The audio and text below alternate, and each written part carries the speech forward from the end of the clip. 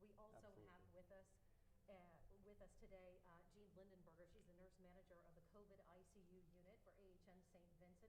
We will be expecting another health professional in our area coming up during this roundtable, which will be going on until 6:30 tonight. We're going to be doing some live looks, Elsbeth, into our 5:30, and 6 o'clock newscasts on Erie News now. And Elsbeth has done a roundtable like this before with other health professionals in our region. And Elsbeth, we know that there's going to be some questions coming in, not only from what we have gathered, but also from online as well. Absolutely. Throughout the entire day, we've been monitoring your questions online on our Twitter and our Facebook pages, and you've been sending in a lot of great questions. We've compiled some of those, as well as ones that people from our own newsroom wanted to ask the professionals today, ask the experts, because we know you guys still have a lot of questions about COVID-19, especially when it comes to booster shots, children getting vaccinated, even gathering around the holidays. So we have a lot to get to today. We sure do.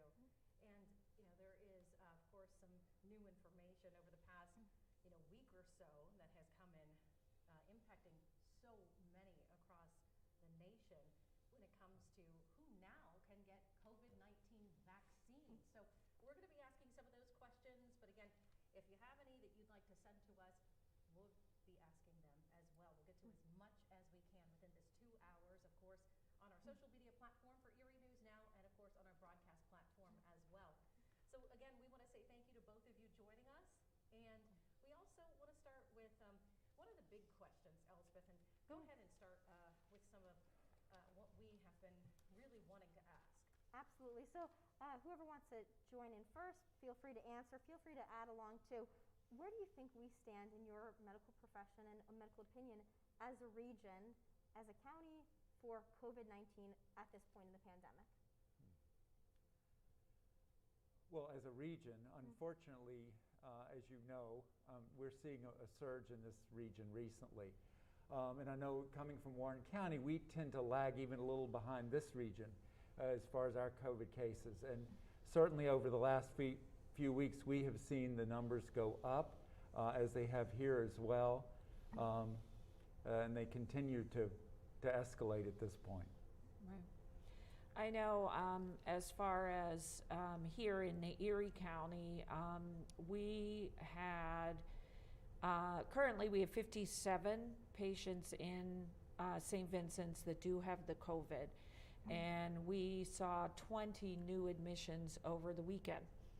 We have we cohort our patients, so we keep only COVID patients together, and we have had to close down additional floors so that we can meet the needs of the new admissions. So we have seen a rise, and it is very concerning, not only for the public, but also for the healthcare workers. And we've experienced the same thing at Warren General. Now, I must admit, I don't know today's numbers, but at the end of last week, we had 16 COVID patients in, which for our community hospital, approximately 80 beds, that's a lot. And the staffing issues have made it increasingly difficult to cover beds. We've had to make some modifications to get negative pressure rooms for those patients, and switched some wings around to the hospital to accommodate that. So it has been a very stressful time, I think, for hospitals in this the whole country, but certainly this region as well. We are not spared at this point. Dr. Price touched on the staffing shortages, and we know that it's just kind of a ripple effect, not only in our region, but across the whole U.S. Are you having to maybe bring in people from outside of the state or outside of this region to help out and fill those gaps? Yes, we have had to employ some traveling nurses, and different agencies that provide nursing services. Our real dilemma there is the cost for that has escalated tremendously up to, it used to be I think $75 an hour, then it went to $150. I think the last I heard it was like $180 to $190 an hour for those traveling nursing services, and that is quite a drain financially. But so many places are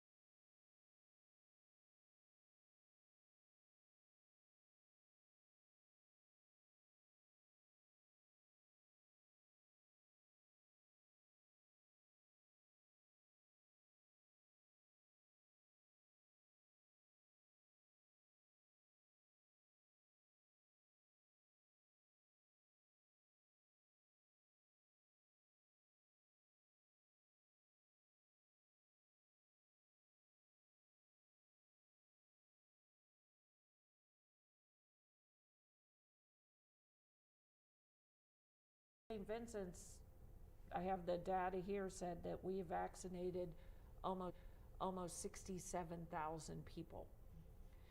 And it's not only Erie County, because people were coming up from Pittsburgh, they were coming from Ohio. We didn't really turn anyone away. But the fact is now, the admissions that we're seeing now, the majority of them are unvaccinated people. And unfortunately, they are sick and, you know, are in the hospital. They can't see their families.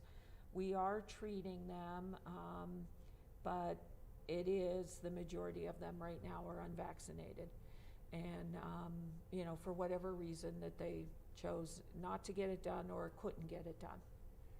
And our experience has been exactly what Jean had mentioned, too. Back in January, when the pandemic first hit, people weren't coming to the hospital.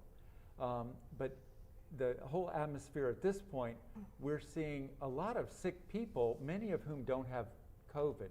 Our number of what we call a case mix index, which just gives us severity of illness, has been higher now than it has for a while. And these, again, are not just COVID. They're a combination of congestive heart failure, kidney failure, all sorts of different disease processes. And I found this true in the whole region, not just in Warren County, as you had said, Jean. Yeah. I agree. I want to touch a little bit on the human aspect of things because Jean and I had talked to many months ago, you know, some COVID nurses at AHN St. Vincent who kind of gave us almost a day in the life, you know, of what they're dealing with, you know, having to suit up in the PPE and having to be that lifeline between that patient and their families. Do you feel that it's gotten any better as far as the weight of what is on COVID nurses in these units? I will tell you that recently it has changed in the fact that the COVID patients are younger. And primarily before, they were older adults, and when I say older, 70s, 80s, who seem to be coming down with the illness. And now we are seeing much younger adults, and it's much more difficult because they are closer to our age, or of course younger than me, but and you know, again, it's a whole getting their family in now. Instead of adult children trying to see their parents, we are trying to facilitate teenagers and children who are in their early 20s looking, you know, to be very concerned about their parents who are sick. And I know that it has been hard on my nurses because a lot of people have died, and it is very alarming at the age. You finding that the same thing, Dr. Price? Yes, I would say pretty much the same. We are seeing a younger population who's sick with COVID now. I do think the vaccination has at least given us some solace. Once we were vaccinated, as far as being healthcare workers in the field and being exposed to this, there's some reassurance there, certainly, and the high efficacy of the vaccine. So that has helped somewhat. But again, like I mentioned before, I think people are just getting tired of this. It's a day in and day out battle, the constant struggle. And how do you really combat that? How do you really keep the attitude up, the positivity up amongst your nurses, amongst your doctors, your PAs, your nurse practitioners, when they're feeling that fatigue even more than Eva and I, you know, out here, you know, in the day-to-day life? How do you keep that momentum up and that willingness to keep moving forward? I will say that the nurses really depend upon each other. They have become, you know, teamwork is always a big thing. But when you are going into a room and you need things, people are, what do you need? And then they bring things in. We at St. Vincent's have also instituted some areas where the nurses could go, and we call them serenity rooms. And so they are quiet rooms. We try to provide hydration. The massage chair apparently is very popular on nights. And so they're like, where, I got to go. And we go, do we have to come in and wake you up in 20 minutes? So, being able to provide them time away from the unit so that they can regroup. But it really, they have come together. I think they have met the challenge. And, working with each other, I think, is the biggest thing. And then, that's working with the providers, that's working with the ancillary staff. It's really, it has been a wonderful reaction to a terrible thing. And Dr. Pierce, what's your experience and more in general been like?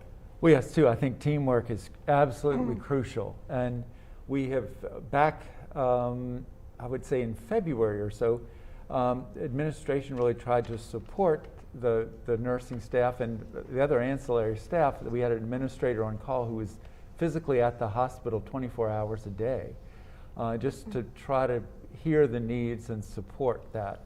Now, we've not had to do that recently, but again, I think the sort of the team approach for different nurses too, because we experienced a shortage, we've given other types of incentives to take some extra shifts with some bonuses, that type of financial reward to help as well. I know it's still an incredible mental drain and mental fatigue of doing this, but I think if we work as a team, that's the way to go.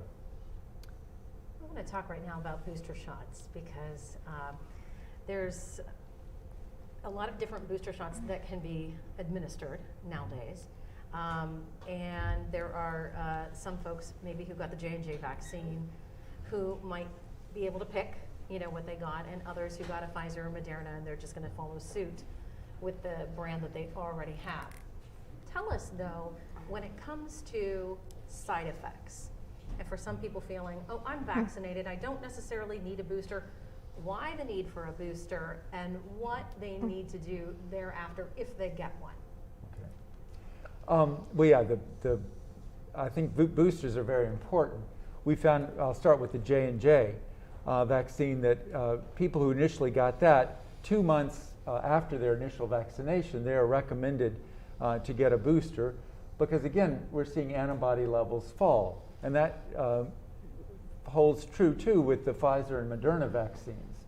Now that people got the 2 doses of those vaccines earlier in the year, for the most part, and as that has been studied, the antibody levels have drifted downward so that by 6 months after their last immunization, it is recommended that they get a booster.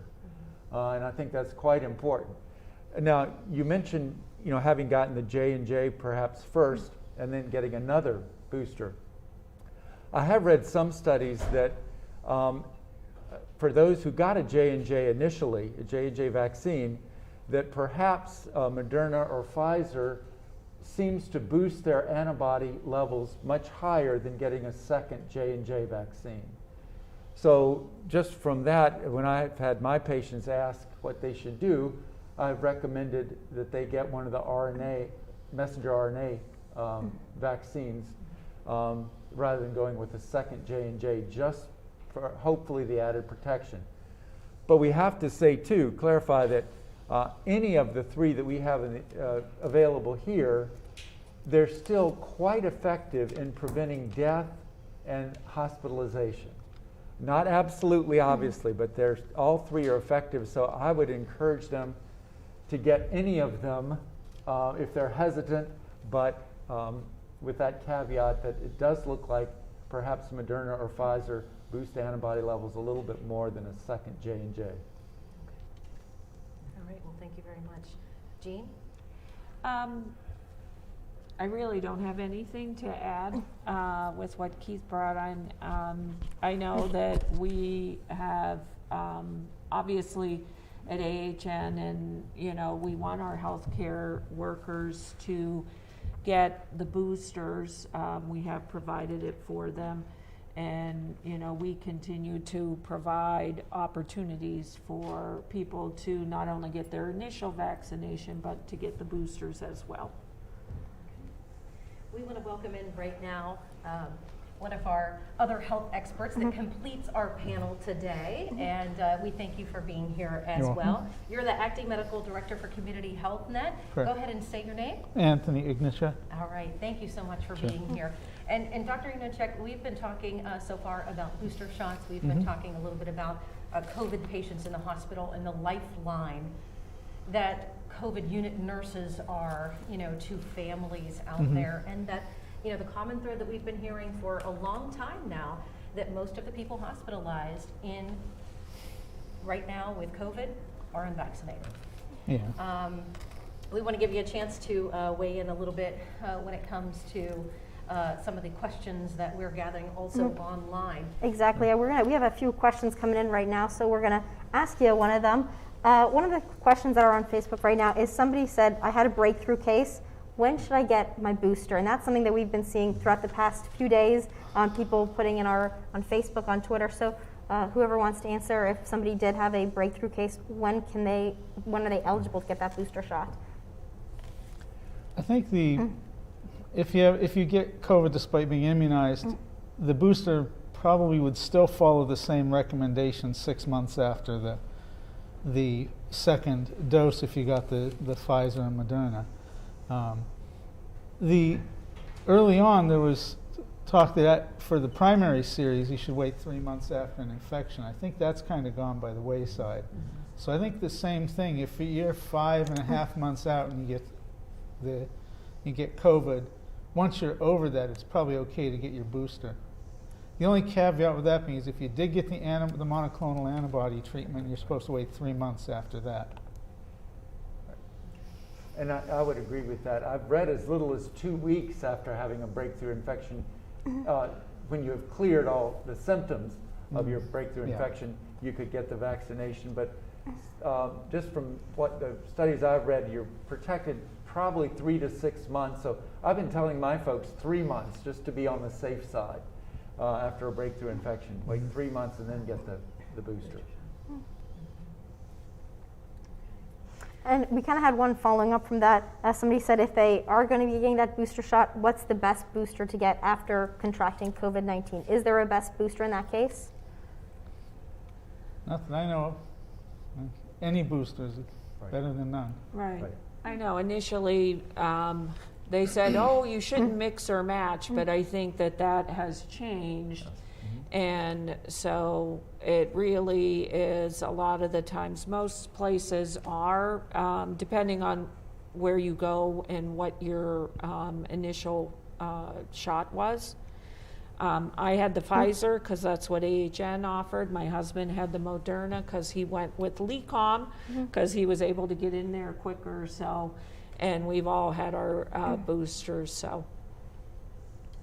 Well, if you're watching us or tuning in right now, we just want to recap what's going on here. It is the part 2 of our health expert roundtable. We had one several weeks ago, hosted by Elsbeth Meisner, and they've added me now to the bunch. But we want to say hello to, again, if you're just joining us right now, our health experts until 6:30 tonight. And we have Jean Lindenberger from AHN St. Vincent, and we have, Dr. Keith Price, excuse me, Dr. Keith Price from Warren General Hospital. He is the medical director there.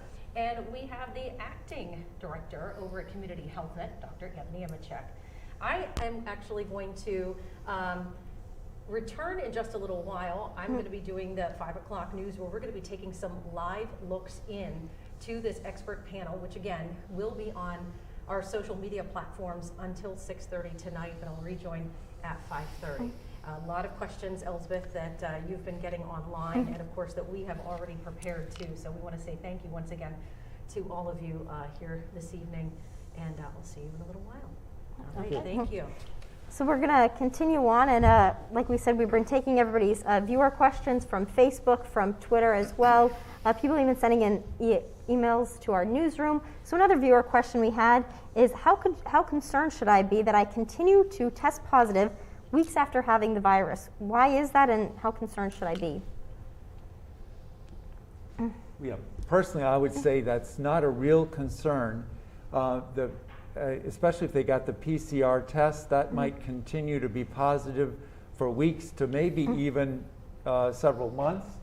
Though the infectious period of time tends to be from the symptom onset for the first 10 to 14 days. So even if they're still testing positive, and let's just say they've been 3 weeks out from their initial symptoms, they should no longer be contagious. So that to me is not a real concern.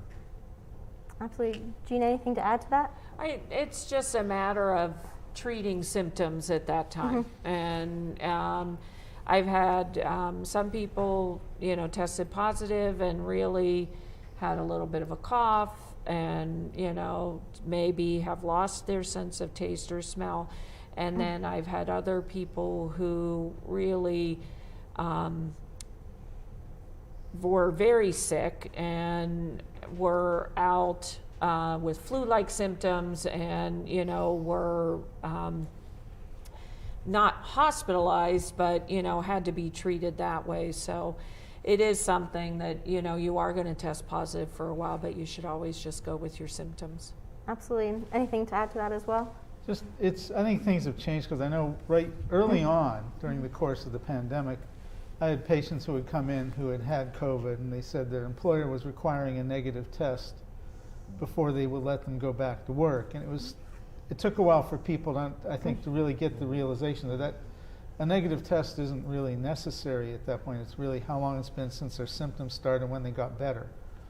And if you did that, some people would be out of work for months because of those low-grade positives that they can still get.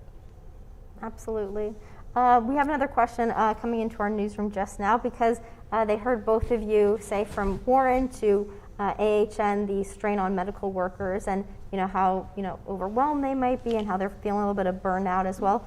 They asked, is there anything we can do, anything we can give them, anything they can do to drop things off, just a community member?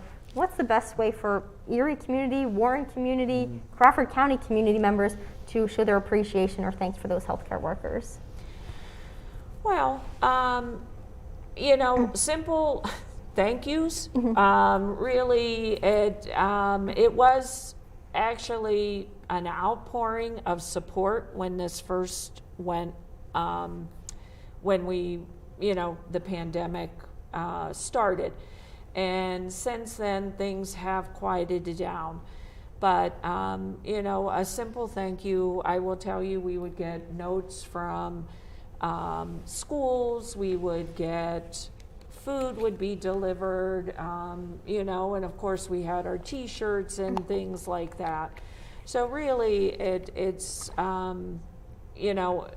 anything would be appreciated, but we don't do it for that. But it is wonderful to have the support, so then we know that someone is out there thinking of us. Absolutely. I would agree. A thank you goes a long way. But of course, chocolate or pizza would be very much appreciated as well. So Right. We had a number of industries in Warren donating, pizza, different snacks, bringing things in the first part of the pandemic, just to support the nurses. And that, of course, has fallen away somewhat. So maybe we need to do that again, to do more to show our support. And let's talk about Community Health Net. Obviously helping a lot of community members in all different ways. What things can people do to show a little bit of extra appreciation to your folks over there? I think, to be honest, I think the best thing you can do to show appreciation is if you haven't been vaccinated, get vaccinated. Because it's, that's one of the biggest barriers to trying to get this, put this behind us, is getting enough people immunized. That yes, immunization doesn't mean you can't get the disease. I can tell I had it myself back in August, but it does make the chances of you getting seriously ill or winding up in the hospital or in the ICU much lower. So I mean, Absolutely. We're going to take a quick break here for those of you tuning into Facebook or Twitter or ENN+, because we're going to get ready to do a quick news cut-in. We're going to be doing news cut-ins all throughout the night from our 5, 5:30, and 6 o'clock shows, just to show our viewers who might be watching on TV what things that we're going to be discussing in our panel. So we're going to get ready for that, and then we'll be right back with more questions from our people on Twitter, on Facebook, sending in a lot of great questions, as well as emailing them to our newsroom. So if you have questions, send them in, and we'll be sure to get them answered.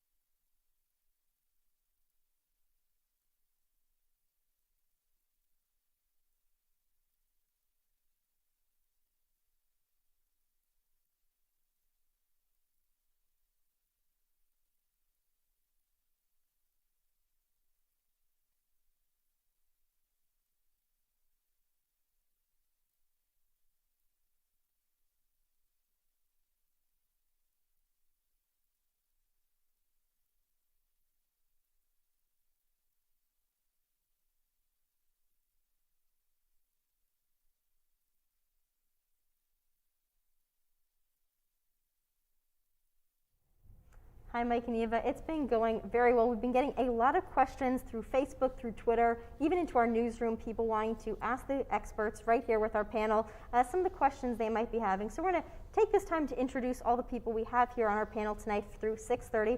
So we're going to start over here. You can just say your name, where you're from, and how long you have been working at your institution for. Well, my name is Jean Lindenberger. I am the ICU manager, and I also cover the COVID ICU at St. Vincent's.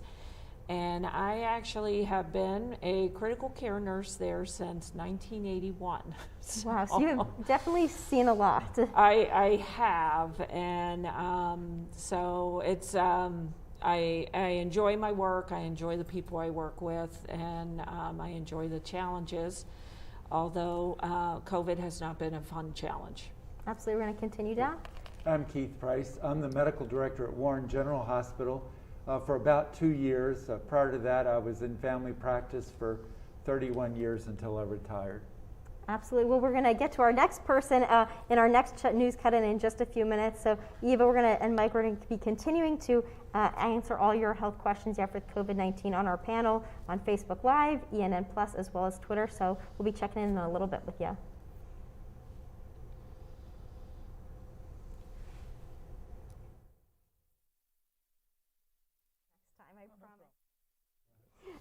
Okay, we're going to hop back onto social media for our friends watching on Facebook, ENN+, as well as Twitter. And we've been getting a lot of great questions into our newsroom, so we're going to continue on with that.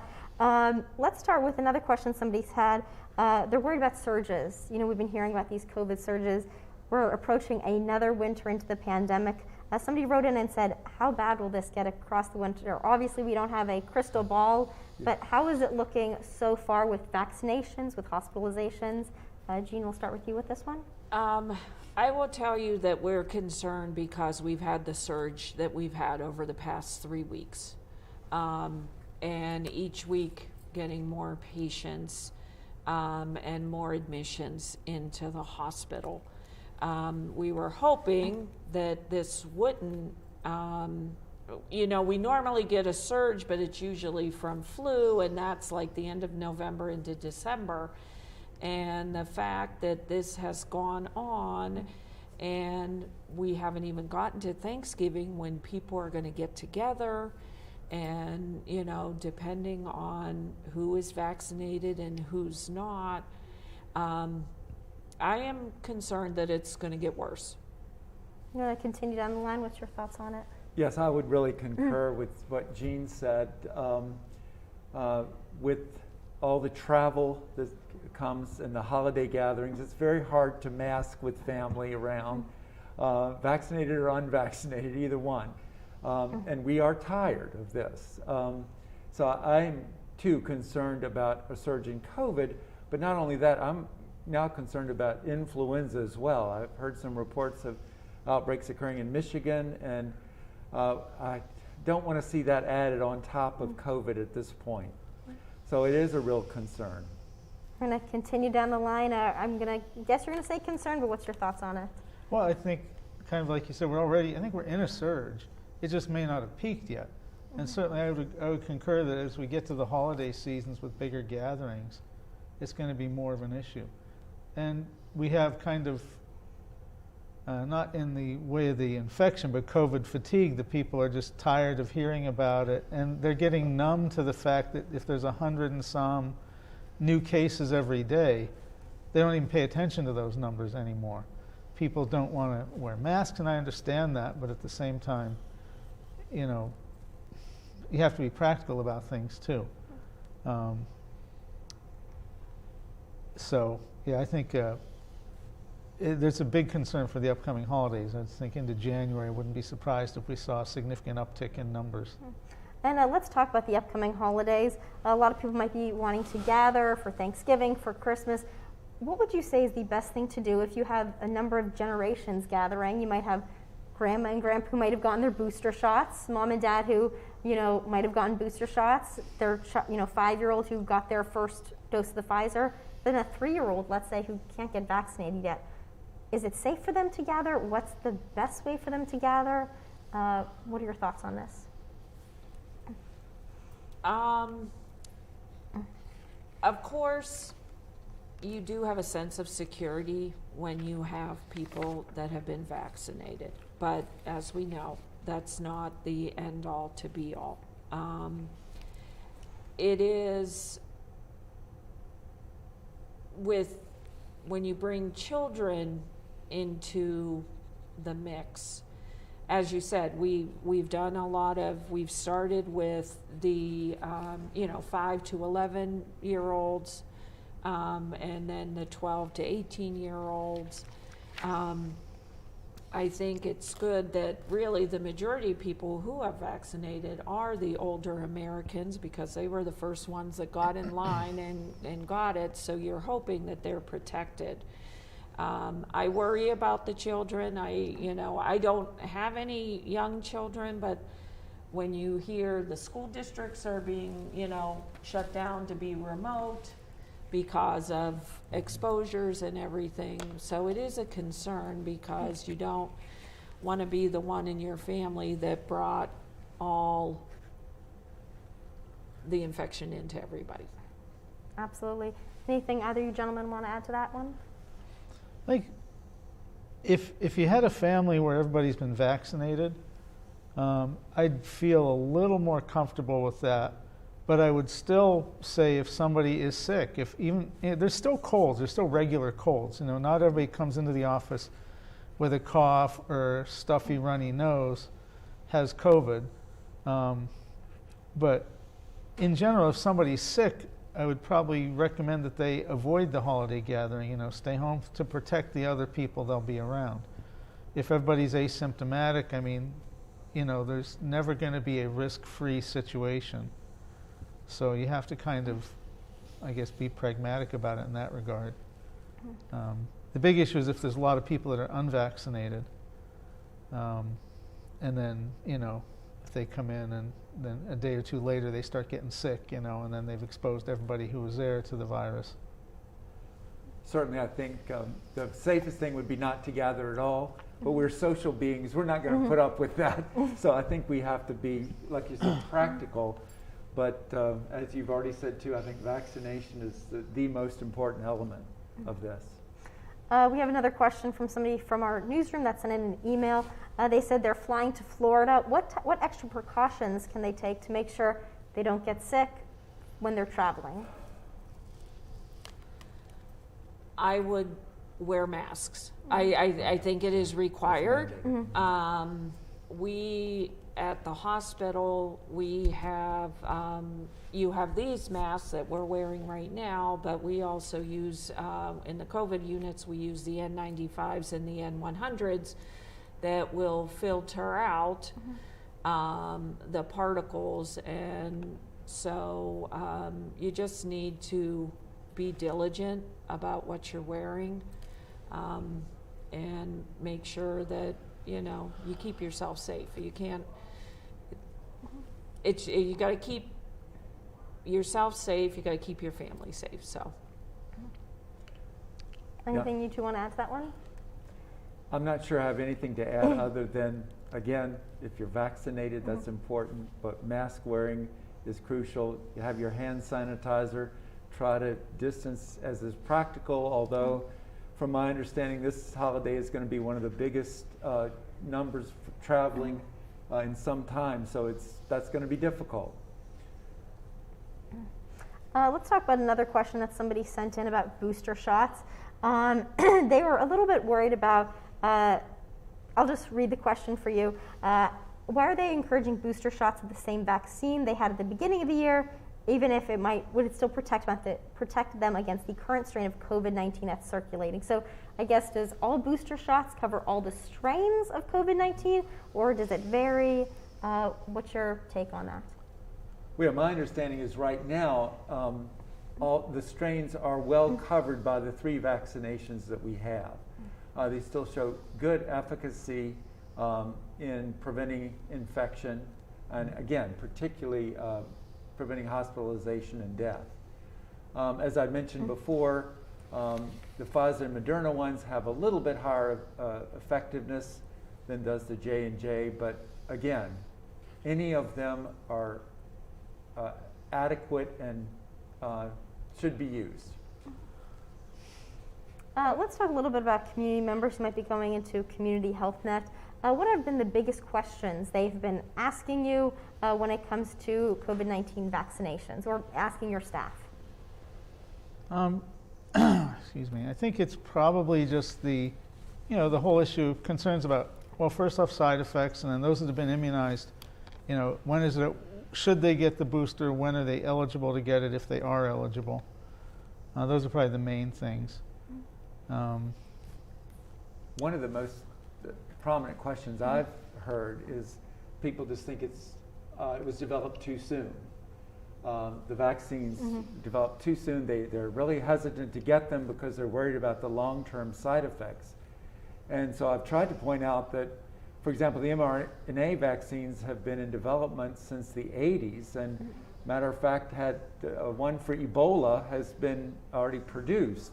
Although the market for that was not very good, and certainly we had no market for that here in the United States. But again, the safety data now on the COVID vaccinations for over, I think, 5.7 billion people have received some sort of COVID vaccination worldwide, and the safety data is more than we've had with any other vaccine, and I think that speaks a lot to the safety of the vaccines.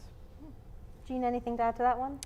Yeah, I think he covered it. I think there are people, I know I have patients I've talked to who think it's just as risky to get the vaccine as they think they'd be better off getting the disease. And I don't know how to educate people that that's far from the case. There've been, I don't remember the exact number now, 600-some thousand people in the U.S. that have died from COVID so far. There have been 600,000 deaths from getting the vaccine, and more people have been vaccinated probably than have gotten COVID. It's definitely getting the disease is much more dangerous than getting the vaccine. Yeah, I think we're about 770,000 deaths in the United States now. Yeah. Another woman's put a question in there. She said she had COVID in December.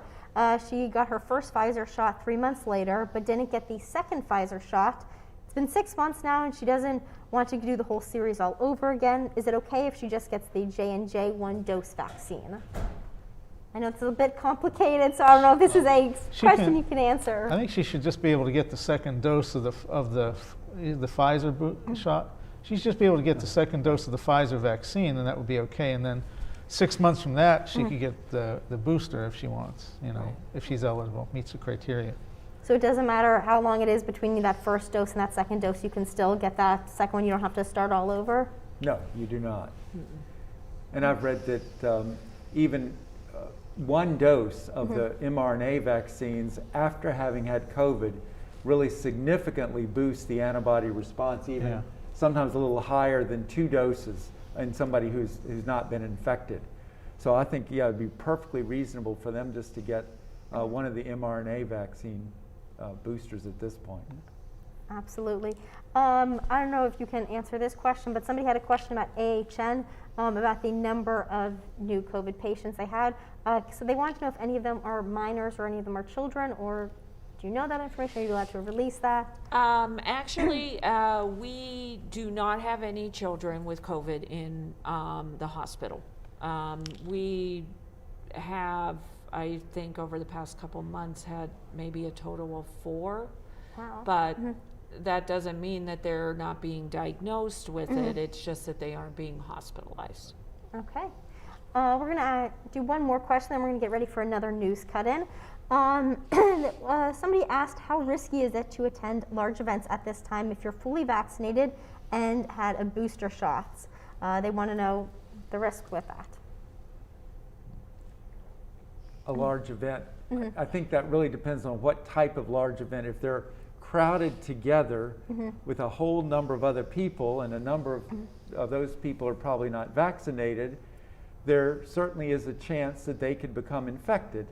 Now, as we talked before, those breakthrough infections in people fully vaccinated, I think they're at least 6 times less likely to get COVID than someone not vaccinated, but that could occur in a large crowded setting. So I think, although it's not popular, mask wearing is still important in that, especially in that setting. Absolutely. Anything either of you would like to add to that question? Well, I think that during the summertime when we would gather, a lot of the times it would be outside, and you felt more comfortable. You could, safely distance yourself, and you felt that you were outside, that there was fresh air, that you weren't in an enclosed area. And I will tell you that I wear masks in the stores.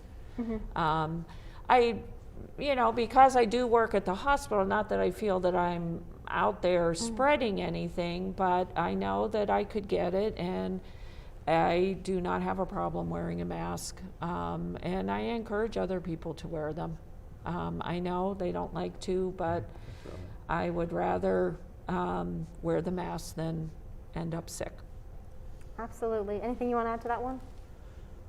In terms of somebody who's been gotten the booster shot, it's certainly less risky for them than it would be for somebody who's unimmunized or only had the primary series. There was an immunization seminar here a couple weeks ago, and one of the speakers was talking about the COVID vaccine, and I don't remember the exact numbers, but the antibody levels after a booster shot are significantly higher, maybe like an order of magnitude higher than after the primary series. So you're probably safer in that circumstance, but depends on how much you like gambling with your health. I mean, I'd probably, if I'm in a really big, tight, crowded situation, if I was going to a football game, let's say, like at Pittsburgh or something, I'd probably wear a mask when I was there. I'd hedge my bets. Absolutely. Well, we're going to get ready for another news cut-in. We're going to continue to introduce you as well. And then we'll get ready for 1 second, and we'll get back to our questions.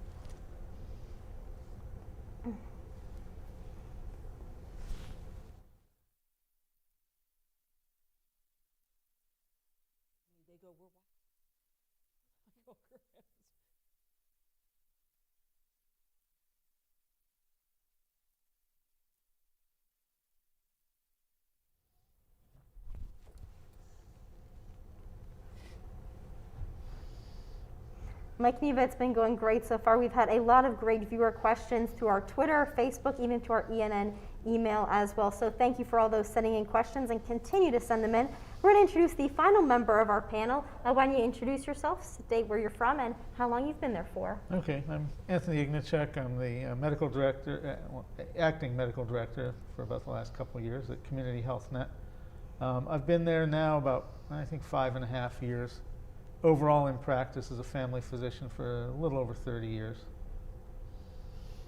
And talk to me a little bit about what you've been seeing so far at Community Health Net throughout the pandemic. Well, we've seen people come in who've been sick with it. I've had several patients who passed away from it. Most of them were elderly, not all. We've had a younger person that had died from it. Seen a lot of people that had gotten it and have had lingering symptoms. And that's just as in its own way for younger people, to me as concerning as the risk of dying is people having problems with just getting out of breath, like randomly, like they'll walk up a flight of stairs and they'll have to stop and catch their breath. These are younger, you know, middle-aged people that are pretty healthy, or were before they got the infection. The fatigue that people get, the you know, the cognitive problems that some people have, those are all big issues with that. Absolutely. We're going to be continuing this discussion on our social media platform. So Mike Naval will be checking back with you in a little bit as well.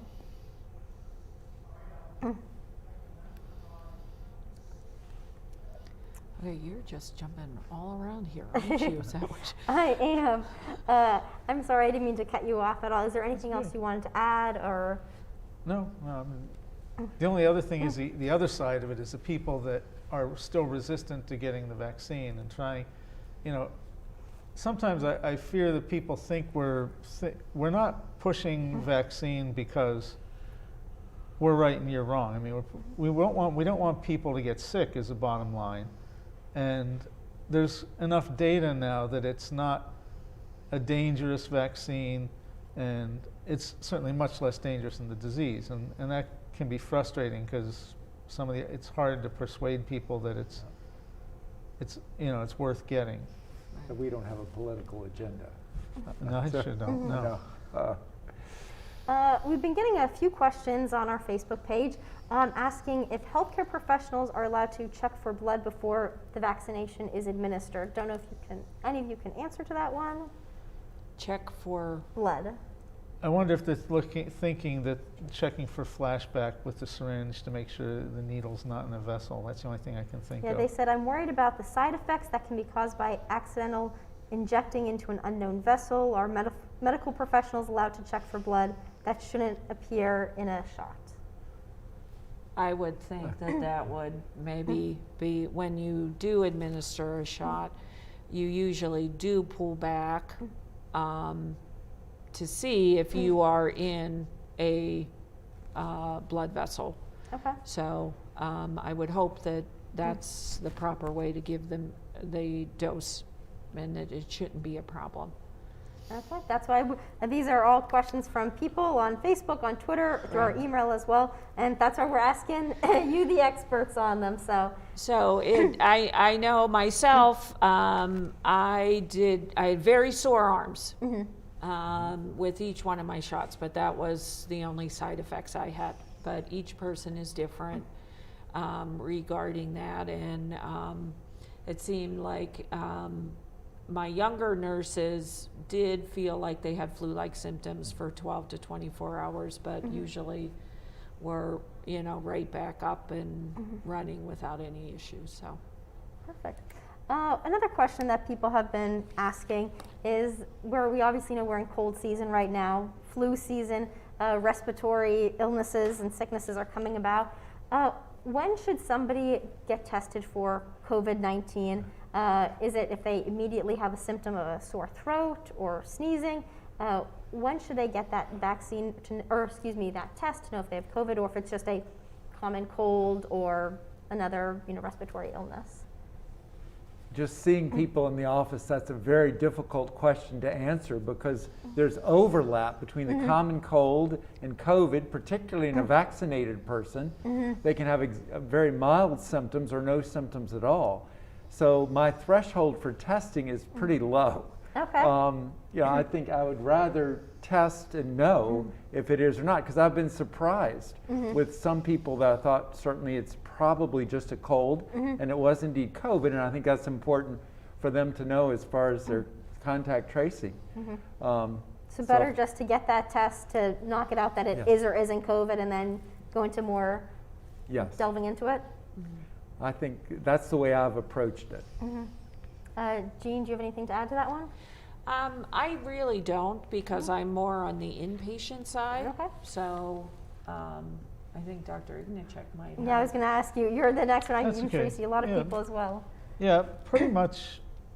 If you think you have if you're having respiratory symptoms, I'd certainly think hard about getting tested in today's world. Mm-hmm. Certainly, it's not the only thing. I saw some really sick people with respiratory syncytial virus, Surprisingly, it's the kind of thing that you never thought was that severe in adults, but I've seen some people that were really wiped out by it. Not too much flu last year between wearing masks and being socially distanced. And I was able last year to get some people to get the flu shot that wouldn't normally get it by pointing out that, we can protect you right now from influenza. We can't protect you because the vaccine hadn't come out yet for general distribution. We can't protect you from COVID with a vaccine, so why not get immunized so you don't get the one and then get the other on top of it, because that would definitely not be a good thing. So I think, Earlier today, somebody posed a question to us on Facebook. They said, why should COVID-19 recovered patients still need to get vaccinated? What's your thoughts on that? I'm sure being in the hospital, probably see a lot of patients, like you said, that are vaccinated and some not vaccinated. Well, again, I think it boosts it boosts your immunity to getting COVID again. And you don't know how you're going to react to it, and so you want to just make sure to keep yourself safe, and it will really hopefully keep you from being hospitalized, and if you do contact it, that you are able to treat at home and have hopefully a milder case. And I think unlike a number of conditions for COVID-19, it seems like the antibody levels from having the natural disease are actually lower than the antibody levels after full vaccination. So that's one of the reasons that it's been recommended for people after COVID to get the immunization anyway. And anything you'd like to add to that one? just the fact that there are more than one disease that you can get more than once, because your antibody levels wane over time.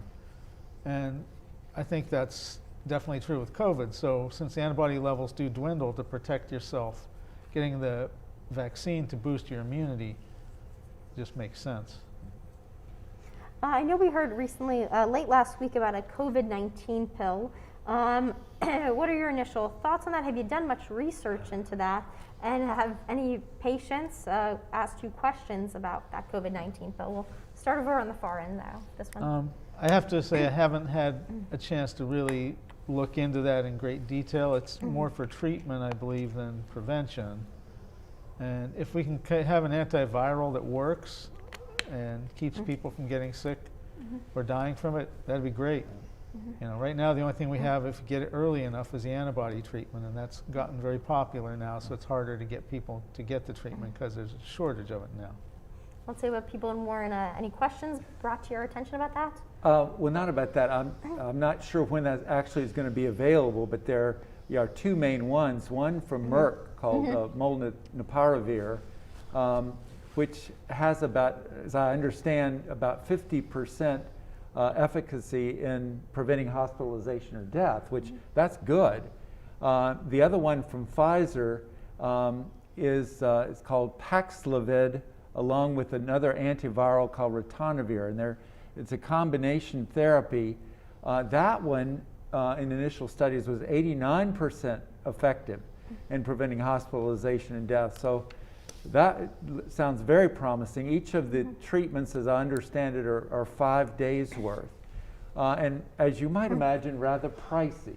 So that will be an obstacle.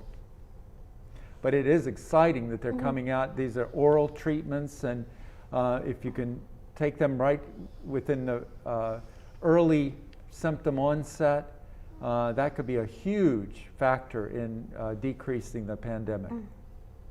And Jean, anything you'd like to add to that one? No. Not a problem. We're just going to reset for anybody who might be tuning in for the first time on Facebook Live, ENN Plus, or Twitter. Thank you so much for joining us. We're taking your COVID-19 questions, anything you might have about booster shots, gathering for the holidays, maybe even getting your child vaccinated. We have a panel of experts here from local hospitals and also community centers as well. So we're going to just reintroduce everybody if you're tuning in for the first time. So we'll start on the far end. If you just say your name and where you're from, just so we can reintroduce you guys to people who might be tuning in for the first time. So we'll We'll start down here for this one. Anthony Ignichuk, Acting Medical Director for Community Health Net, family physician. Okay. And I'm Keith Price. I'm a family physician and currently the medical director at Warren General. And I'm Jean Lindenberger. I'm the ICU nurse manager at AHN St. Vincent's. So they've been taking all of your wonderful questions on Facebook, on Twitter, even a few people calling in and emailing into our newsroom as well about questions you might have about COVID-19. Please keep them coming. We're here for the next hour until 6:30, and we're going to be doing a few news cut-ins as well, just to make sure you're getting all your questions answered. So we're going to take a quick pause to get ready for our hit during our 5:30 show with Ethan Kibbe, and our Eva Mastromadia will be joining us once again for our COVID-19 roundtable. So just give us 1 second, and we'll be back with some questions in just a few minutes.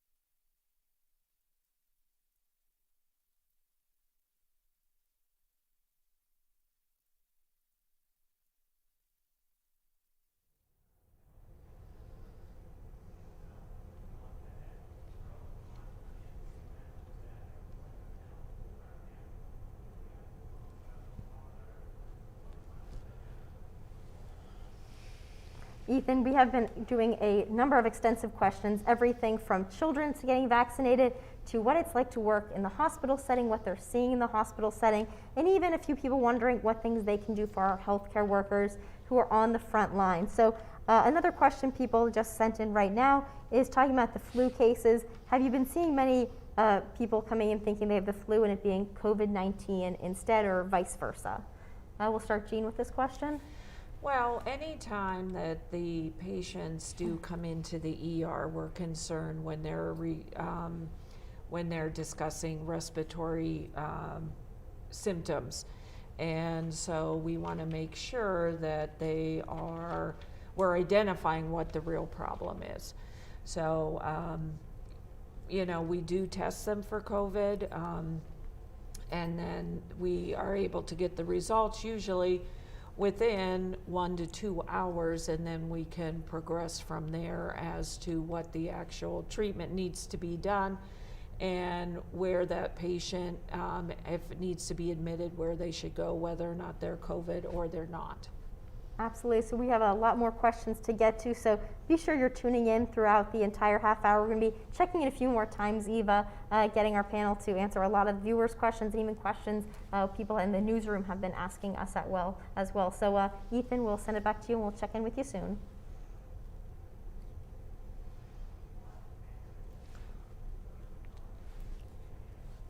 Alrighty, we'll go back to our questions now. Eva, I know you have several questions as well. What's some of the ones that are on the top of your mind? Yeah, and with the pediatric vaccines now available, ages 5 to 11 and beyond, I guess one of the things that we are wondering as parents kind of weigh that in their mind, is it right to right away give their kid a vaccine? We want to find out what's your advice if there's some hesitancy out there, because we don't know how some kids might react. You know, there's always the possible reaction to flu shots, but this is different. Dr. Anthony Nemechek, will you I think weigh in on that?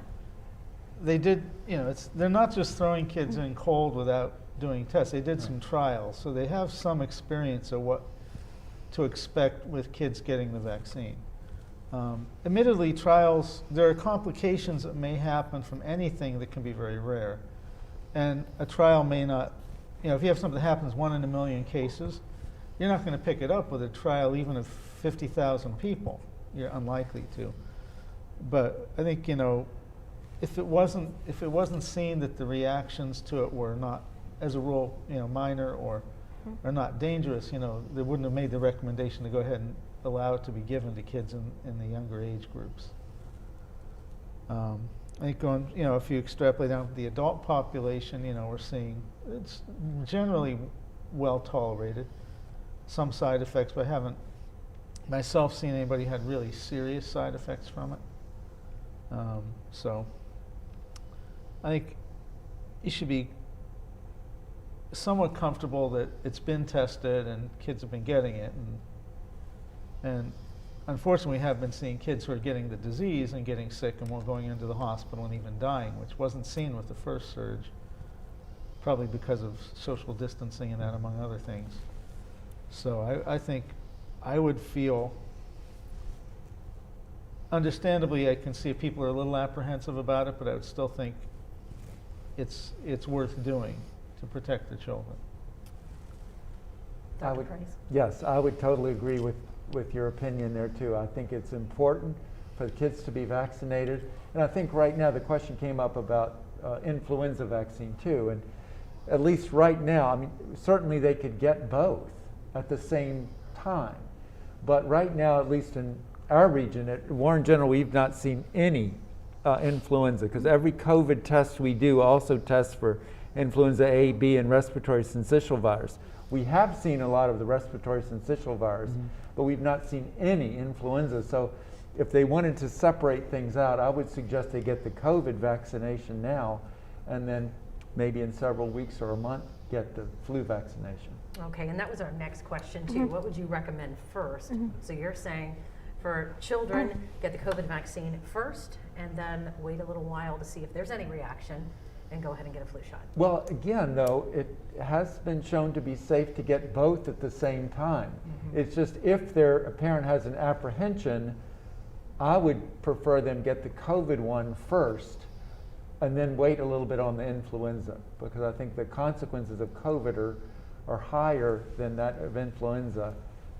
Granted, kids are usually less severely affected than adults are if they get COVID, but that would be my recommendation anyway. Jean, would you agree? I would think that I'm going to go with COVID first. St. Vincent's has currently has vaccinated 370 children over the past couple weeks once it was approved. And so there are parents out there seeking the vaccine for their children, and that would be for the 5 to 11-year-olds. So, I'm glad that they are taking the time, but it is concerning because when you're a parent, you want to make sure you're doing the right thing for your child. All right. Well, we want to move on here right now and talk a little bit about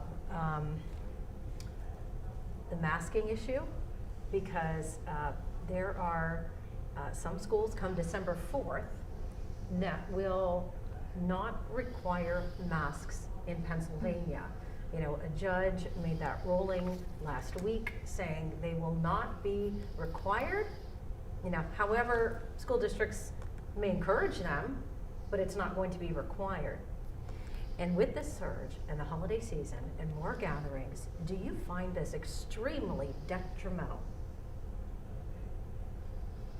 I would have tremendous concern if they drop the masking. I think that is an accident waiting to happen. I would really fear a huge surge in spread. What would you also say for maybe school districts outside of Pennsylvania that have started the year without any masks, and how that could be a ripple effect? Now, you mean now? Outside of Pennsylvania, there have been, school districts that have, from the very start of the school year, not required masks. So you're going to be gathering, maybe traveling, that sort of thing around the holidays. Some families might be doing. And do you think that, that will contribute even further to potential spread, heightened numbers, and just what we were seeing in the height? I would certainly see that it has the potential to do that, yes. Yeah. Excuse me. No, I was just clearing my throat. But Okay. I would agree, though, that anything that poses a risk of increasing the chances of somebody you're going to be visiting, family or friends, over the holidays, of somebody in the family being sick, increases the risk of you getting the disease too. And some things like yelling loudly, like at a football game, or singing, somehow that seems to perhaps even aerosolize the virus more and increase spread. So those types of things, school gatherings in close proximity without a mask, I think is a real mistake. Yeah. Early on in the pandemic, there was one of the cases where several people came down with the virus in Washington State. It was a church choir that gathered for practice, and they weren't wearing masks. And when you sing, you're exhaling a lot harder, so your potential to spray those aerosols further. And really, there were quite a few people that got sick with that. So I think that kind of backs that up. Now, I'm going to play devil's advocate here for a little bit, and what if somebody says, I was outside, I was among people, but I'm fully vaccinated, and I got a booster shot. Does that really make a difference? Well, I think if they're outside among other people who've also been vaccinated, I think it's reasonable to go without a mask in that setting. It's mainly in indoor settings that we have to worry more. And so if they're totally vaccinated and they're among other people vaccinated, I think that would be very low risk. So I would say they could take their mask off. It becomes a little more of a dilemma if you don't know if another person has been vaccinated or not. And now knowing the potential with the Delta variant that we could actually, fully vaccinated people could become infected. So that would be a risk. Absolutely. All right. Another question that somebody sent in earlier today on our Facebook page is, will I need more than one booster shot? What's your thoughts on that, or is it simply too soon to tell? We'll start here with Jean. I really can't weigh in on that, only because I haven't read enough about it. That's okay. The thoughts are that it may be we get a flu shot every year, we may be getting a COVID shot every year. But I can't say that I've read anything else on it. I think it's too early to tell. I totally agree with you. And same thoughts or different thoughts? Pretty much the same. Again, the immunization seminar a couple weeks ago, somebody addressed that and they said there's nothing to say right now, but there's a really high they felt there was a really high probability that it's going to be recommended, at least for a period of time, to get an annual booster. I'd even seen something somewhere about doing it every 6 months. I read that somewhere within the last week, but I can't recall the exact source. But I know we got that question. A few different people put that question in there, so the answer right now is a little too soon to tell, but we'll see as we get, unfortunately, further and further in this pandemic, what needs to happen. We'll do one more question from a viewer that sent in, and then we'll get ready for another quick news cut-in. They said a friend has had 2 vaccines, both doses. She got a very mild breakthrough case of COVID. Can she still get a booster shot? Jean, you're nodding your head yes? Yes, it is recommended, and the whole question is whether it's recommended within the month, within 3 months, but they are recommending that you do go through with it. Okay. Both agree with that one? yes. Perfect. We're going to get ready for another quick news cut-in just throughout our 5:30 show. So if you're tuning in on Facebook or Twitter or ENN+, just give us a quick pause, and then we'll get ready back to the questions in just a second.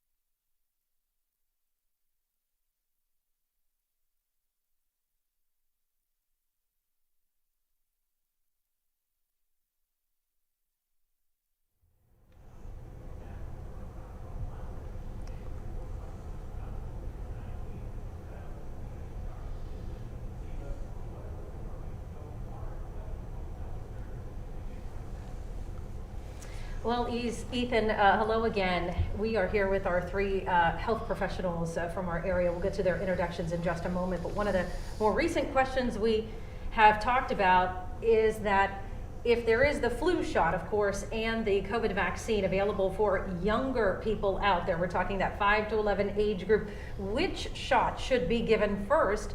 And it seems like a resounding COVID vaccine. Do that one first for the younger children, wait a couple of weeks, then get a flu shot. We right now want to introduce, though, our panel. Elspeth has been talking, of course, to them during the 5 o'clock half hour, and has allowed me to join. Absolutely. As we are here with Jean Lindenberger. She is with AHN St. Vincent. We have the medical director of Warren General Hospital with us, Dr. Keith Price, and we also have the acting director over Community Health Net, Dr. Anthony Imichek. And we want to ask a question right now, as we have just about 45 seconds. Dr. Price, tell us a little bit about the cards that we have received. All of us who have received vaccines. Should we laminate the card? Should we not do that, because maybe in the future we're going to be getting another booster, and so on? Yes, I would recommend not laminating, just on the chance that we will need a booster in 6 to 12 months down the line.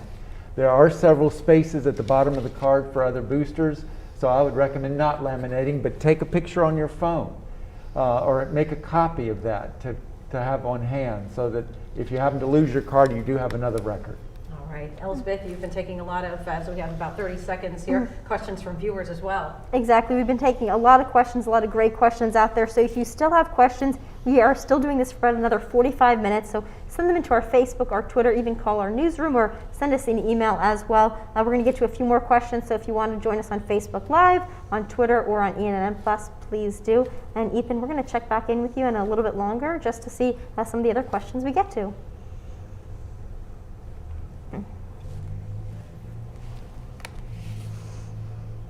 Okay, speaking of another viewer question that we got, somebody wanted to know about natural immunity. Is it possible to have natural immunity? Is it too soon to tell? We got this question a few times, a few different people, a few different viewers, so your thoughts on it with COVID-19? There are probably some people who may somehow be able to, something's different about them that they're not as likely to get the infection. I mean, you know, there's a lot of infections where a certain number of people don't get sick who've been exposed to it. So I would have to think it's possible, but you know, we just don't have any way to say how many people would be naturally immune to something or have a lower probability of having a successful infection by the virus. Right. Alrighty. We have another question from a viewer that just sent us in right now. And they said, I'm sure you're going to also have the same answer for this one, but they said, even though I'm double vaccinated and I've gotten a booster shot, is it still possible that I get COVID-19? Your thoughts? Is. Yeah. It is. You just have to be careful. Mm-hmm. And of those people who might get that breakthrough infection, that they tend to have no symptoms at all or minimal symptoms. Only a very small percentage get pretty sick and hospitalized, or a very small percentage would die. Absolutely, another good thing to keep in mind for people. I know we have another news cut-in coming up, so we're going to take another quick pause on Facebook, on ENM+, and on Twitter as well. And we're going to be on Erie News Now at 5:30 just to continue to talk about all the questions you guys are sending in. The questions are still coming in, so if you do have a question for the experts, send it in to us. Let us know. They're answering all your questions. So please let us know if you have any other questions for our experts tonight.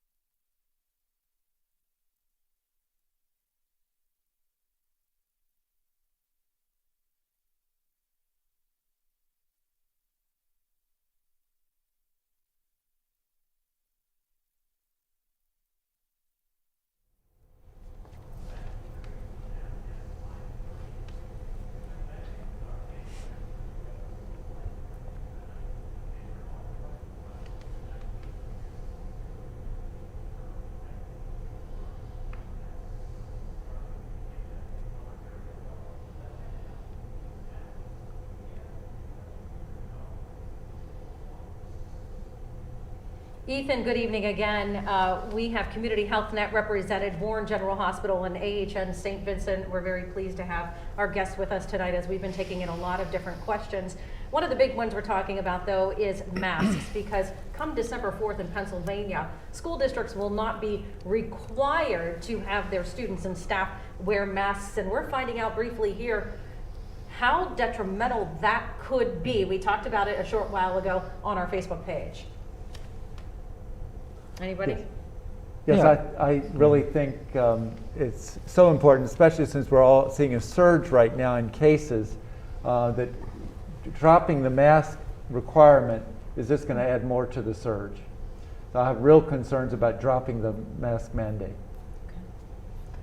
I agree in the fact that the younger school students, a lot of them are not vaccinated, and so there is potential there for greater spread, which then they may take home, and then it affects the family, and so that it's something simple to wear, but it really would save a lot of people from becoming sick. All right. Our roundtable will continue in just a little while here on Erie News now at 5:30.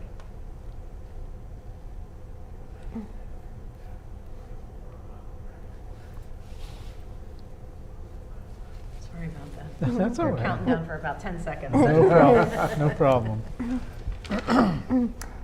For those of you who are still watching on Facebook, on Twitter, The on eagle might be ENN big, Plus, but it's thank not you that so big. much for continuing to join in with us. We still have about a half hour to go, so if you still have questions, send them to us. Let us know what your questions are, so we can get them answered for you, especially as we go into the holiday season and get closer to those winter months ahead. Another question somebody sent in was, last year many people may have chose to quarantine or test negative before going to a holiday gathering, whether it was Thanksgiving or Christmas. Should people still be doing that this year, even if they are fully vaccinated and even having a booster shot as well? I would say that if you've been vaccinated and you're going to a family gathering, if you're not sick, fine. I think that's perfectly all right. If you're feeling ill, do everybody a favor and stay home. Even getting tested, no test is 100%, and a rapid test, they're pretty good. They're close to what the more definitive PCR test is, but they still can get a false negative. So I think if you're sick, you just have to show that you care about your family or your friends and isolate in a situation like that. And you know what, that could be pretty hard, because we all know that we hear to stay away from certain topics with families when you gather and you don't always disagree, or don't always agree rather. That's right. So, having to approach during the holiday season when you maybe haven't gathered quite a bit, and you want to ask someone, are you vaccinated, or can you please wear a mask? That can get a little hairy. I am going to have to leave, actually, to go over to the other studio for a 6 o'clock newscast. So I'm going to leave you with that question here, and Elsbeth will continue to moderate. So we thank you once again as we continue our conversation, and stay safe, as always.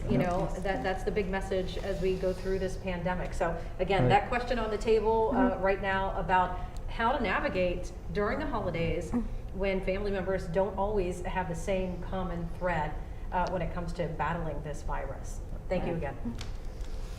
So we'll see whoever wants to answer that question, and we're going to do another news cut-in for our end of our 5:30. So whoever wants to answer that, or if you all three want to answer it, feel free to start.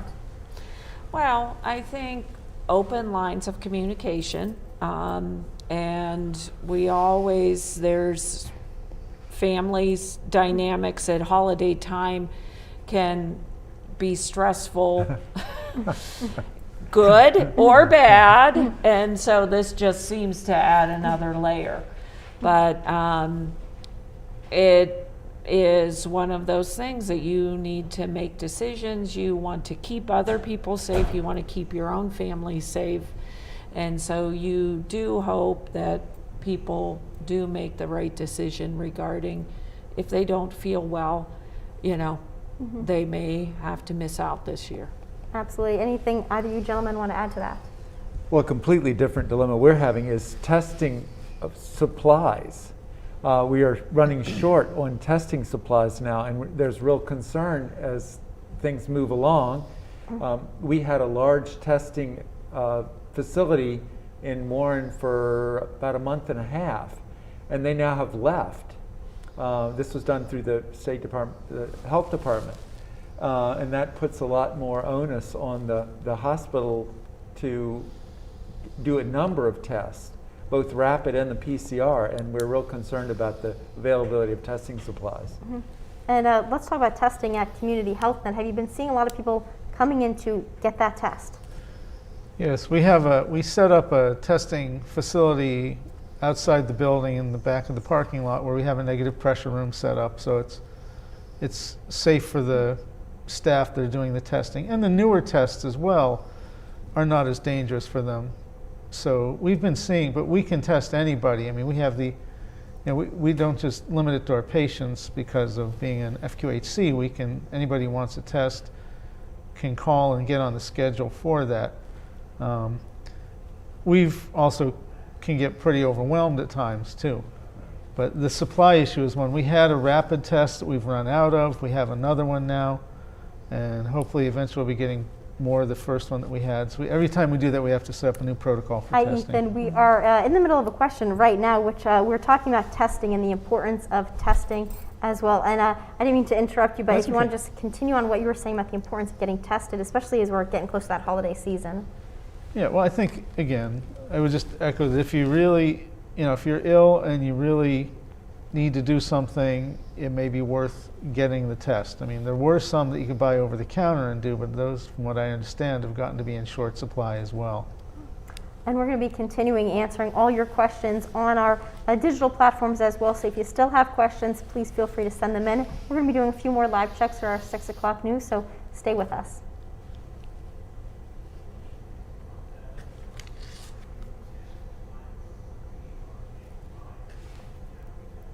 Sorry, I didn't mean to cut you off. That's or okay. anything.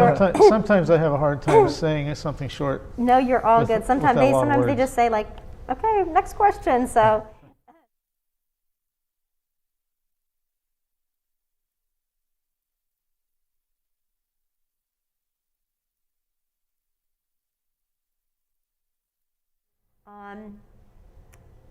We could be possibly going to year 2 of a pandemic. What goes through your mind when you think that, we heard many people might have said 2020 was such a bad year, wasn't a great year. 2021 will be better, and we're getting closer to 2022. What's your thoughts about entering year 2 of a pandemic?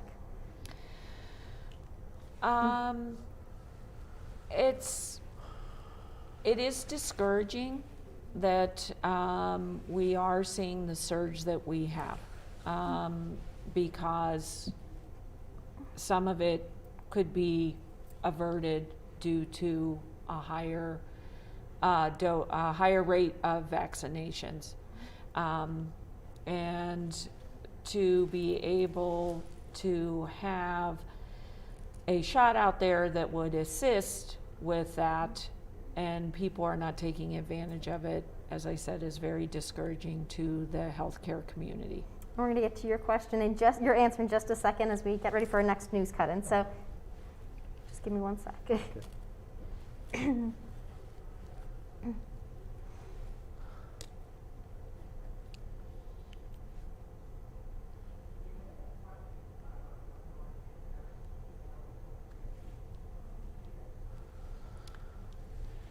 would hope it would have been better by now. Oh, I know.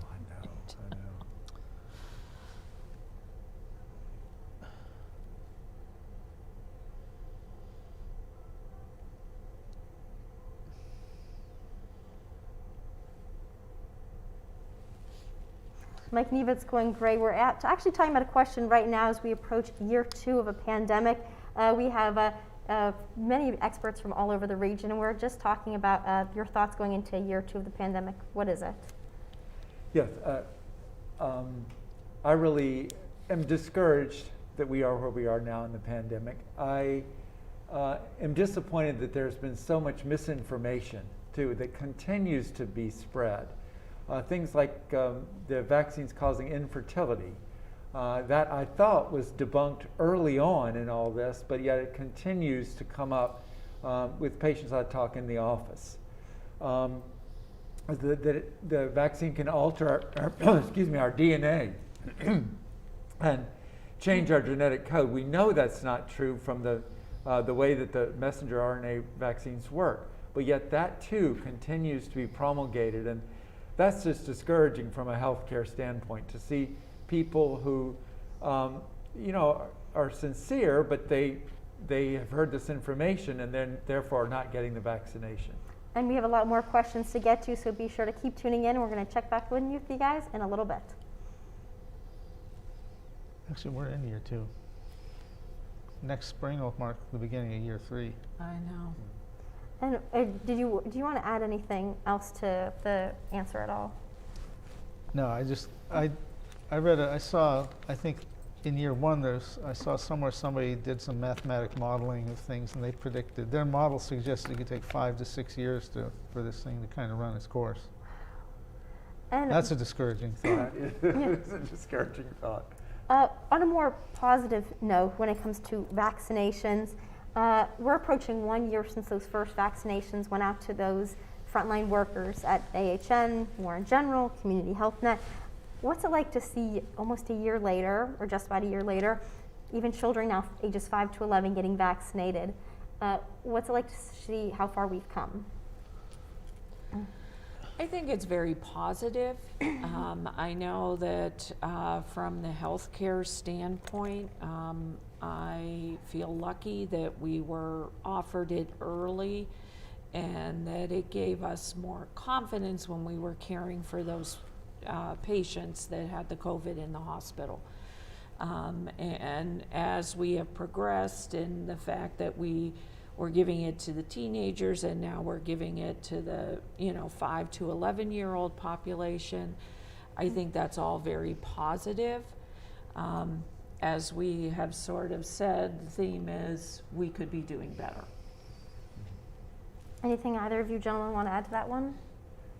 No, I think it's been good to see the progression of being able to get more and more people eligible for the vaccine. The next step is trying to figure out some way that more people actually decide to get the vaccine. Another question somebody answered, or asked rather, and I know we touched a little bit on it earlier, but just to clarify, booster shots cover all of the variants, is that correct? Somebody said, does it cover both the Alpha variant and the Delta variant too? Yes, the studies I have read show good coverage for the various variants and the 3 vaccines we have here in the United States. They still have good support for your protection. Perfect. We just want to make sure we are getting that covered and making sure we had it, clarified as well. Let's talk about another question that some people might be wondering. They asked earlier what they can do for healthcare workers, those frontline workers, but what can we do as community members to help slow the spread and help these cases stop climbing? We'll start down there with Community Health Net. Well, I think basically it's to not get so militant about things like wearing masks in gatherings and that, and and just be more conscious about the risk we're exposing ourselves and other people to in public situations. I think if people just accepted that and just did it, the really low dangers to wearing a mask. There's very few people that medically can't wear one. So. Anything else either you want to add to that one? Let's also talk a little bit about where would you like to see us, let's say 6 months from now? I know it can, hard, we don't have a crystal ball or anything, but where would you like to see each of your own communities, as even the state, as we look into springtime a little bit? Where would we like to see us, or where do you think we'll be? We'll start with like. They're 2 different questions. We'll start with like, and then we'll go with the more realistic. So we'll start with like first. Oh, I would love for it to be gone, be completely gone.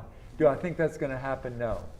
I think we'll be still dealing with this, hopefully not, with the numbers that we are right now. But again, 770,000 people having died with COVID is quite a statistic, and I just hope we won't see 1 million, but I have a feeling that we will.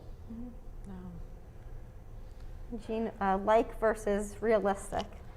Well, I would like to see more people vaccinated, and that we would have less hospitalizations, less people getting sick, less people dying. I don't think we're going to be there, though. I think there just still is too much resistance, and there are a lot of fears out there, and we're hoping that the misinformation goes by the wayside, but sometimes that's very hard to put away. Anything you'd like to add to that one? Yeah, what I'd like to see in 6 months would be like 80% vaccination rates across the country. Realistically, is that going to happen? Probably not. Some places are close to that already, but other places are probably at half that right now. And I don't know, we just need a big sea change in people getting the vaccine. We learned just today that some areas, even close to us, even Buffalo, are putting in new recommendations and new orders that masks should be worn in all indoor facilities, whether it's church, school, restaurants, stores, you name it, they want masking back because of their high case numbers. Do you think something like that could happen to Erie? Do you think that'd be a good thing for Erie to put in some more masking recommendations or orders, or do you think something else needs to be done? What's your thoughts on it? I personally would like to see more masks because I feel if you're not vaccinated, this is your first line of defense. And whether it's spreading it or taking it in, it's a defense. And I think Jane brings up a great point. I mean, we have to not only think of our own health, but how we could unknowingly infect someone else and not even be aware we had COVID. So I think that's an excellent point, that I think we should be masking more than we're seeing in the public. Can I turn it to you as well? In a way, I'm a little surprised mask mandates haven't already come out with the surge in cases we've already seen. So if it gets a lot worse, I would expect that would come about. It's a politically hot topic, though. It is. Yes. So Oh, for sure. It's going to be very difficult. That it is. Another viewer question somebody sent in earlier to us today. They said, should people be working around others if they've been exposed to somebody with COVID-19, even if they're fully vaccinated? And they're completely asymptomatic? Yes. Okay. And that's what I take from this question.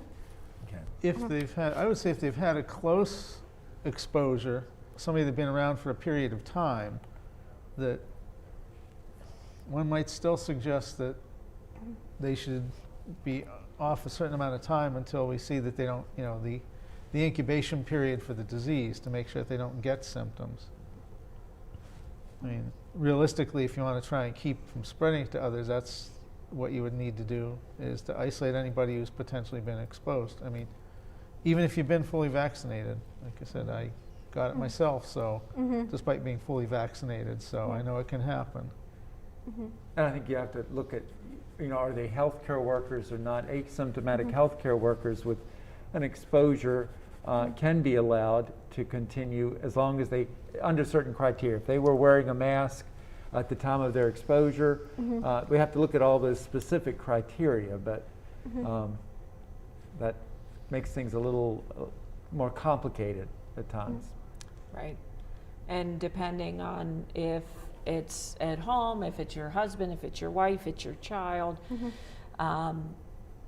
can they quarantine, and who is taking care of them?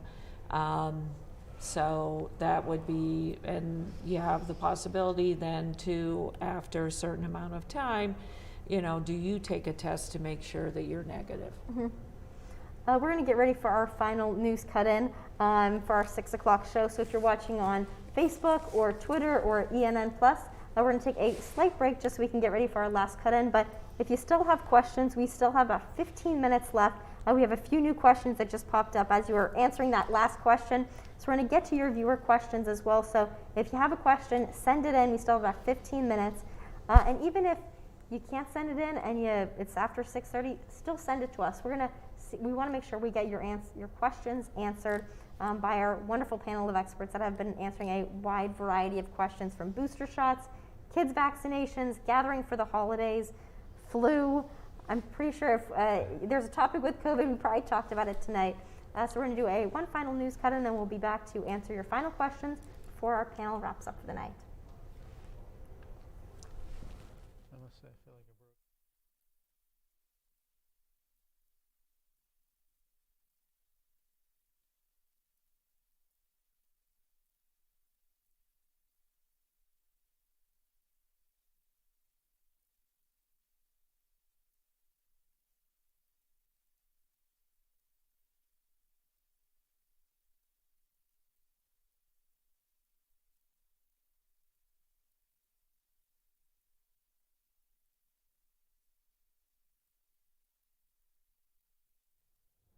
Mm-hmm.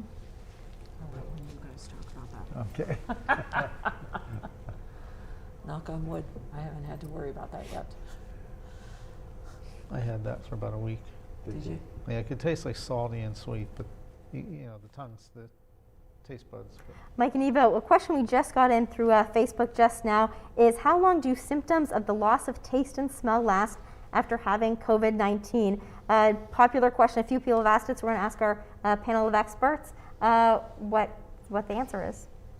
Yeah, that can be for a number of months, my understanding. It might just be several weeks, but it can be months before that returns. And some people don't actually lose taste or smell, but they have altered taste or smell. Things taste salty, for example, for some people. Would the two of you agree to that one as well? yes, it's variable. So we're going to be continuing with our roundtable for the next 15 minutes or so. So if you still have questions, send it into our Facebook, into our Twitter page, or you can send us an email or call our newsroom. Our panel of experts have been answering all your questions, and they're going to continue to answer them for the next 15 minutes as well. So if you have a question, send it our way, and they will answer them for you.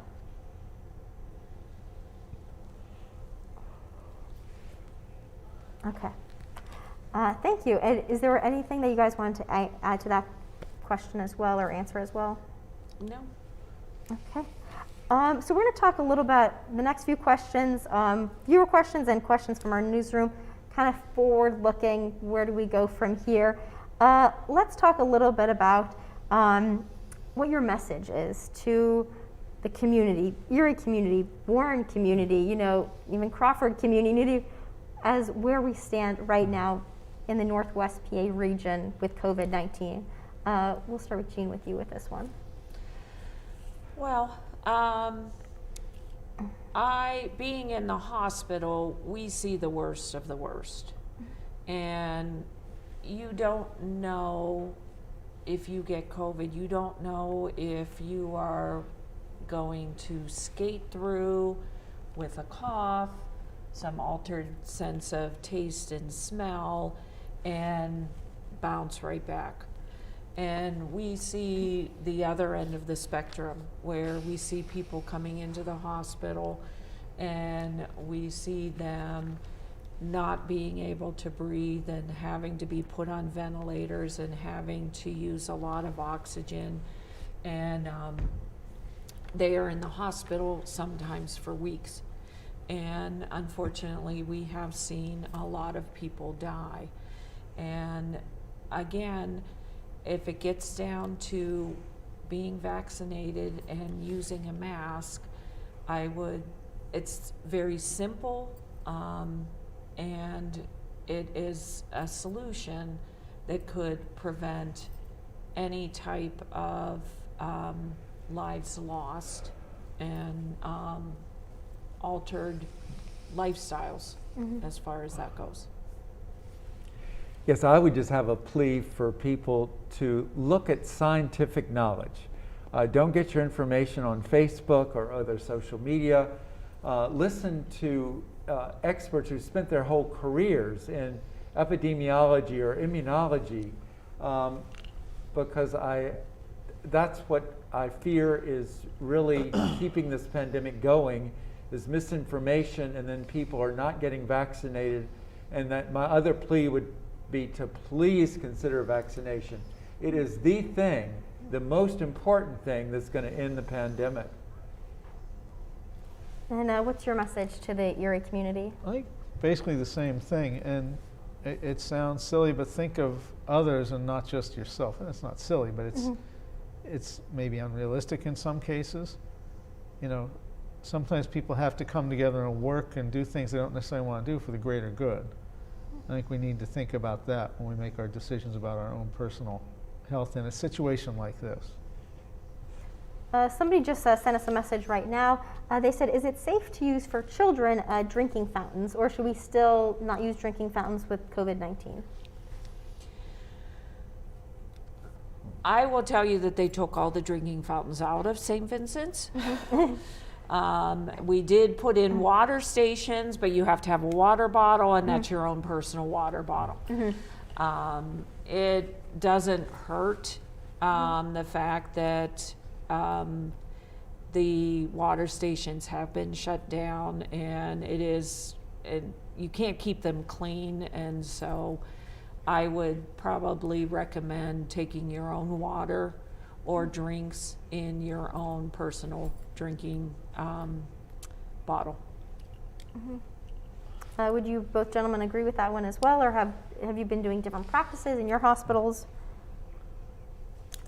Yeah, I would agree that especially for children, it's sometimes very difficult for them to completely sanitarily drink from a water fountain. So I think, you know, not drinking from fountains is probably a good idea, especially in that setting. Somebody just called into our newsroom just a few minutes ago and asked, how long after you test positive can you get your first dose of the vaccine? I know earlier we talked about getting that booster shot and when you can get it, but get that first dose after testing positive. Yes, as far as I know, that's 2 weeks after you have recovered from symptoms. You could get it that early. Now, having said that, I think we discussed earlier, you're probably protected fairly well for 3 to 6 months, but I've been recommending about 3 months considering getting the booster, or getting the vaccine, I'm sorry. And would either of you like to add anything to that one? No. Another one somebody else had asked us, I just received a positive result with only slight symptoms. How long should I wait until I get tested again?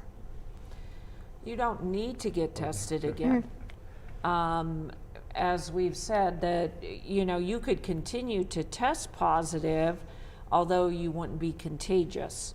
So there really isn't a need to get a repeat test. Let's see what other ones, because I think more people are sending in questions because they know we're going to be wrapping up soon. Somebody had asked, can you have COVID-19 with only just a cough? Yeah, you can. The disease has a lot of different presentations. The fact that you only have a cough doesn't mean you don't have COVID. We've seen some people with just gastrointestinal symptoms, it's nausea or diarrhea without the cough, too, who've had COVID. Another question that somebody had just sent to us, talking about kids being vaccinated as well. Can kids still be contagious if they get COVID-19, even after how soon are they contagious if they have COVID and then get that vaccine? Like, what's the time period between for kids, or is it the same thing for adults? I think it's the same as adults. Okay. So they are As are contagious for 10 to 14 days from the onset of symptoms. And whether or not they've had the vaccine, they can still get COVID, and so it's the same as adults. Right.